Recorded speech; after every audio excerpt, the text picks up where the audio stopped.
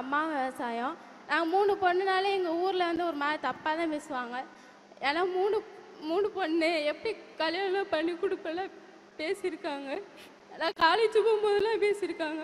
ஆனால் அதையும் தாண்டி நாங்கள் 3 பேரும் நல்லா படித்து நல்ல நிலைமைக்கு வரணும்னு எங்கள் அம்மா அப்பாட்ட வாக்கு கொடுத்துருக்கோம். அதே மாதிரி எங்கள் அக்காவுக்கு இப்போ மேரேஜ் ஆக போகிறதுனால வீட்டில் இருக்காங்க, வேலை பார்க்க முடியல. இப்போ நான் ஒரு ஆளு தான் வேலை பார்த்து எங்கள் வீட்டில் குடும்பத்தை பார்த்துட்டு இருக்கேன். மழை பெஞ்சா கூட எங்கள் அப்பா தூங்க மாட்டாங்க, எந்திரிச்சு தான் உட்காந்துருப்பாங்க. ஏன்னா எப்போ வேணால் வீடு இடிச்சு விழுவோம்.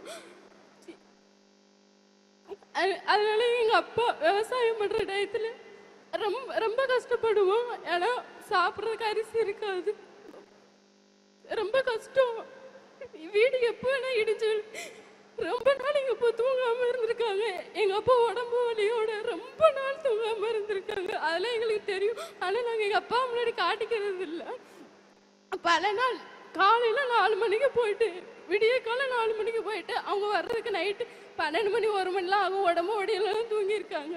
ரொம்ப வாட்டி மறந்துக்காம இப்போ தூங்கவே மாட்டாங்க. அந்த கஷ்டத்துலலாம் நாங்கள் பார்த்துட்டு இதுக்கப்புறம் நாங்கள் சும்மா இருக்கக்கூடாது, நல்லபடியாக படித்து நல்லபடியாக பெரிய நிலைமைக்கு வந்து எங்கள் அப்பா எங்கள் அம்மா நல்லபடியாக பார்த்துக்கணும்னு நினச்சி நாங்கள் 3 பேருமே நல்லபடியாக படித்தோம். என் தங்கச்சி படிச்சுட்டு இருக்கா, அக்காவுக்கு இப்போ மேரேஜ் ஆக போகிறதுனால வீட்டில் இருக்காங்க. இப்போ நான் ஒரு ஆள் எங்கள் அப்பா அம்மா நல்லபடியாக பார்த்துக்கணும்.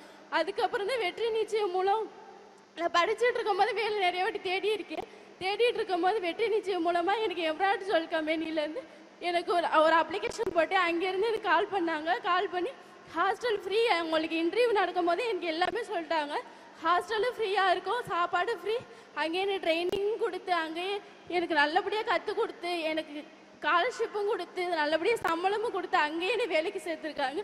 எம்ப்ராய்டுக்கும் வெற்றி நிச்சயத்துக்கும் ரொம்ப மனமார்ந்த நன்றி சொல்லிக்கிறேன்.